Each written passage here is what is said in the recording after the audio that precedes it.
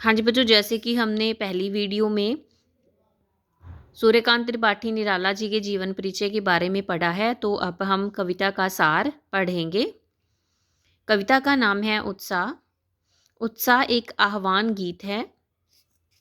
आह्वान क्या होता है कि जब हम दूसरों को किसी संबोधन करते हुए उन्हें किसी विषय की तरफ आने के लिए प्रेरित करते हैं, उसे हम आह्वान कहते हैं।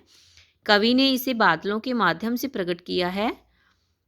नवजीवन और नई कविता के संदर्भों में विचार करते हुए निराला जी ने बादलों के माध्यम से अपने भावों को प्रकट किया है। कविता में बादल एक और भूखे, प्यासे और पीड़ित लोगों की इच्छाओं, आकांक्षाओं को पूरा करते दिखाए गए हैं, तो दूसरी ओर नए अंकुर के लिए विध्वंस, विप्लव और क्रांति की चेतना को संभव करने वाले तत्व के रूप में प्रस्तुत किया है। कवि ने जीवन को व्यापक और समग्र दृष्टि से देखते हुए अपने मन की कल्पना और क्रांति चेतना की ओर ध्यान दिया है। साहित्य की सामाजिक परिवर्तन में सदा ही महत्वपूर्ण भूमिका रहती है। कवि बादलों के गरज गरज कर बरसने की बात करता है। सुंदर और काले बादल अबोध बालकों की कल्पना के समान है। वे नई दृष्टि की रचना करते हैं। उनके भीतर वज्रपात की शक्ति छिपी हुई है। कवि बादलों का आह्वान करता है कि वे बरसकर गर्मी के ताप से तपी हुई धरती को शीतलता प्रदान करें। तो इस प्रकार इस कविता में क्या है, बादलों के माध्यम से हमें संदेश दिया गया कि हमें अपने जीवन में किस प्रकार नई शक्ति और ऊर्जा के लिए उत्साह की आवश्यकता है। तो अब हम करेंगे उत्साह कविता के अर्थ और व्याख्या। बादल गरजो, घेर घेर घोर गगन धराधर ओ, ललित ललित काले घुंघराले बाल कल्पना कैसे पाले, विद्युत छवि उर में कवि नवजीवन वाले। तो अब देखिए यहाँ पर क्या है, कवि बादलों को संबोधित करते हुए कहता है कि हे बादलों तुम गरजो। घेर घेर घोर गगन। घेर घेर का अर्थ क्या है कि जब हम चारों तरफ से किसी को घेर लें, है ना, छा जाएं, चारों तरफ तुम छा जाओ। गगन मैंने आसमान, धराधर ओ, धराधर का अर्थ क्या है, लगातार। ठीक है, तो कहते तुम लगातार इस आसमान को घेरो और तुम क्या है, गरजो जोर जोर से, क्योंकि जब गरजेंगे तभी तो वो बरसेंगे, है ना। ललित ललित काले घुंघराले। ललित ललित का अर्थ क्या है यहाँ पर कि तुम लोग सुंदर सुंदर काले काले घुंघराले बादल हो, बाल कल्पना कैसे पाले, और तुम इस प्रकार लगते हो जिस प्रकार से, बाल मैंने छोटे बच्चे, कल्पना मैंने उनकी सोच, है ना। तो कहते जिस प्रकार छोटे छोटे बच्चों की सोच होती है ना, उसी प्रकार उस बाल कल्पना की तरह तुम्हें क्या है, प्यार से लाड से पाला गया है।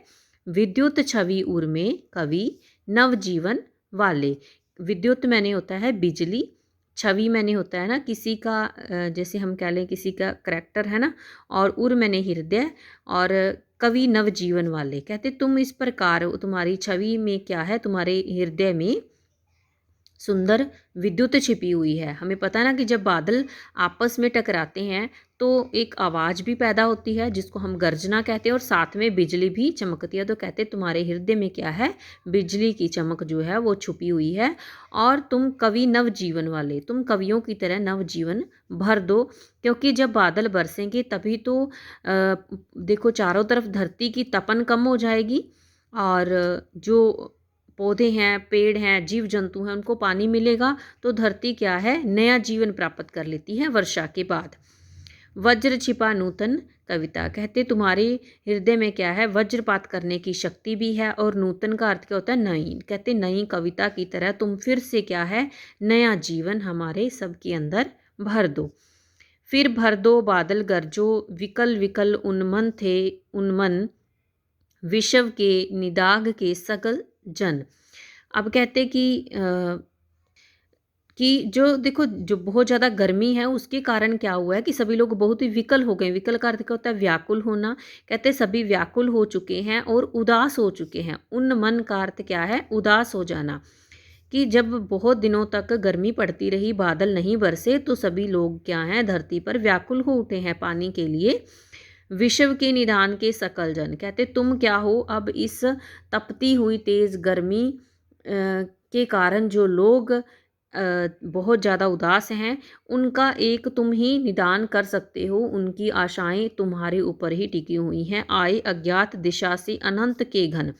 अनंत होते हैं जिनको गिना ना जा सके, घन होते हैं बादल, अज्ञात जिसका कोई पता न हो। कहते पता नहीं तुम फिर कहाँ से आ गए, जब सभी लोग उदास होकर बैठे थे तो तुम पता नहीं किस दिशा से आए और आकर क्या है, पूरे के पूरे आसमान में बादल फैल गए।